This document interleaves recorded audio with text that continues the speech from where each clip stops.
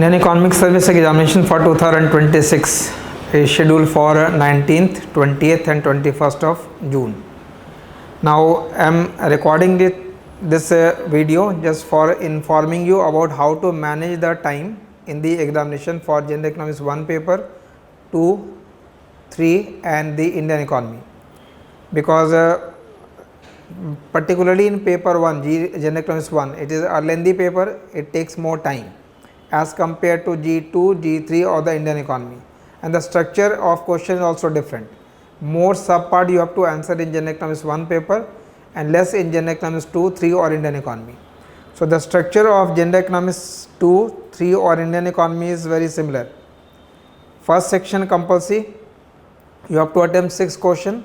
Each question will carry 5 marks, so 30 marks in that you don't have any choice. Then section B, you have to attempt any 6 out of 9 given question, any 6 out of 9. So you have choice.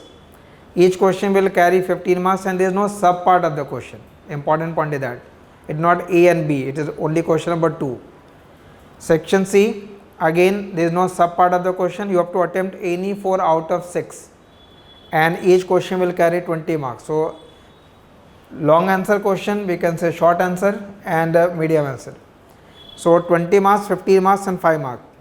Now ideally that allocation of time is that for section A, allocate about 45 minutes.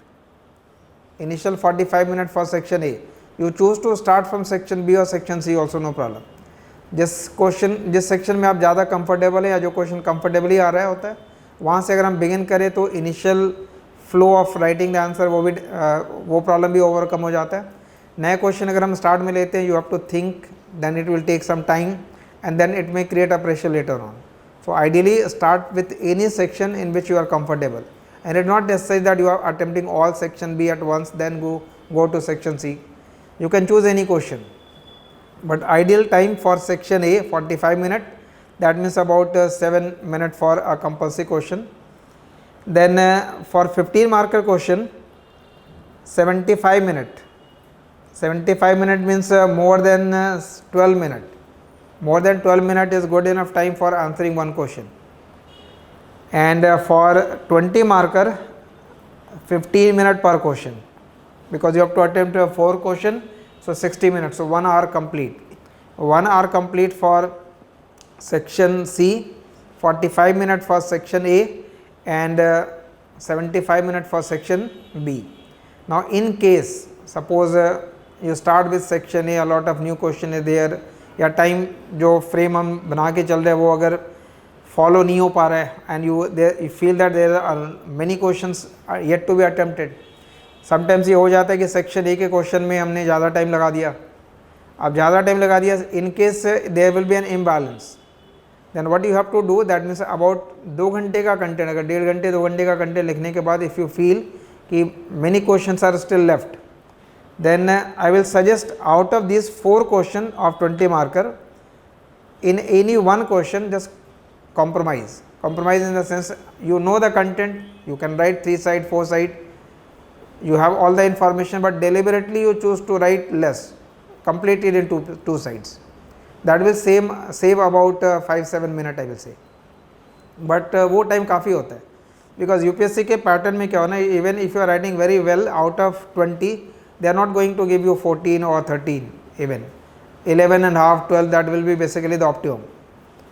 So if that means even if you write a 2 side answer, let us say 10 marks मिल रहा है, मुझे 11 and half या 12 की जगह 10 मिल रहा है, 2 number sacrifice किया. But अगर मेरा कोई कंप्लीट 15 नंबर का क्वेश्चन छूट जा रहा हो तो in that 15 mark question, even if you get 50% of that, still it is a net gain of 4-5 marks.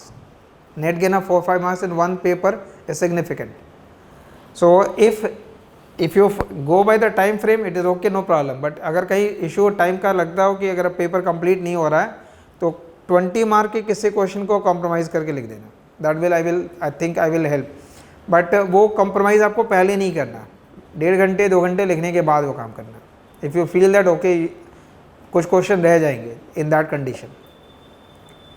For General Economics 1 paper, format is a little different. Section A 7 question है, but मैंने time यहाँ कम कर दिया आपका। 1/6 question लिखने थे, 45 minute है, या 7 करनी है, बट मैं कह रहा हूँ इसको 40 मिनट में करो। बिकॉज जनरली सेक्शन ए में कैलकुलेशन वाले क्वेश्चन बहुत कम होते हैं, डिस्क्रिप्टिव क्वेश्चन ज़्यादा है, तो you have to manage time, because number of question जो अटेम्प्ट यहाँ पे करने हैं वो काफ़ी ज़्यादा है as compare to see what you are attempting here. 6 question here, 6 question here, 4 question है, in total 16 question, in total 16 including all the parts. What you are attempting here 7 question section A, section B में 5 करने, but each 5 question will have at least 2 part, there may be 3 part but at least 2 part is there, तो at least 2 part का मतलब क्या 10 question ये हो गए, 7 and 10 17 question तो ये हो गए सेक्शन A और B का। थर्ड सेक्शन में हर क्वेश्चन के 3 सब पार्ट है, तो 3 into 3 9 क्वेश्चन, तो 19 and 9 question and 17 question 26 question है। वहाँ 16 क्वेश्चन लिख रहे हैं, 26 क्वेश्चन लिख रहे हैं, यूज डिफरेंस है। तो it is always a time consuming, time taking, difficult भी रहता है, कैलकुलेशन बेस भी है और नंबर ऑफ क्वेश्चन भी ज़्यादा है। तो give 40 minute for section A, 80 minute, वो 5 मिनट जो आप वहाँ कम कर रहे हैं वो 80 मिनट, 5 मिनट आप यहाँ सेक्शन बी के लिए बढ़ा लो, बिकॉज सेक्शन बी के अंदर you have to attempt in fact 10 parts करने यहाँ पे, may be more but at least 10 parts है there, so that means almost 8 minute for 1 part. Then section C generally it will have 3 parts, so 9 question will be there, 60 minute, that is okay. अगर paper complete हो जाए, पहली बार general economics का paper most of the student से complete नहीं हो पाता। पेपर अगर 10 नंबर 15 नंबर छूट रहा हो, डोंट पैनिक, जो आप अटेम्प्ट करेंगे वो सही से करना। इट इज़ नॉट कि कंप्लीट करने पे ही सिलेक्शन होना है, आप 20-30 नंबर का क्वेश्चन छोड़ करके भी सेलेक्ट हो जाओगे, प्रोवाइडेड वो जो 170 या 180 हमने अटेम्प्ट कर रखा है या 160 हमने अटेम्प्ट कर रखा है, बिकॉज यहाँ न्यूमेरिकल क्वेश्चन है, प्रोवाइडेड दे आर करेक्ट, और जो थ्योरेटिकल क्वेश्चन है वो हमने इफेक्टिवली लिखा हुआ है। So score of about in the range of 100 is considered as a good score in General Economics 1 paper given the past record of this paper. That means generally students always score less in General Economics 1 paper if you just leave some exception. तो General Economics 1 के paper में marking भी थोड़ी difficult है, paper complete करने में भी problem रहता है, डिफ़िकल्टी का लेवल भी ज़्यादा होता है, और ये आपको सबसे पहले देना है, ये भी प्रॉब्लम है।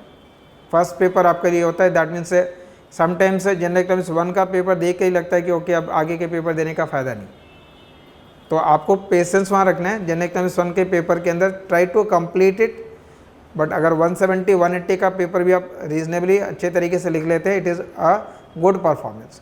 Focus on G2 3 and Indian economy. Out of this 4 economics paper, अगर कोई एक पेपर भी आपके फेवर में कहने का मतलब है ये स्कोर अबाउट 115 120 टाइप अगर स्कोर कर लेते हैं, then it is basically a good score and it will pull your entire score, because it is basically a low scoring examination. 45-47% score is enough for getting an interview call and getting final selection as well. So last to last year ka cutoff just 419 hai for the general category. Last year it was just 464 because of some lenient marking. But if you consider the average, it will be about in the range of 45% I will say. So score of 450 out of 1000 is not difficult. अगर एक paper के अंदर भी हम 120 का score कर लेते, it will basically reduce your dependency for the other subject and just do reasonably well in general English and the general studies paper.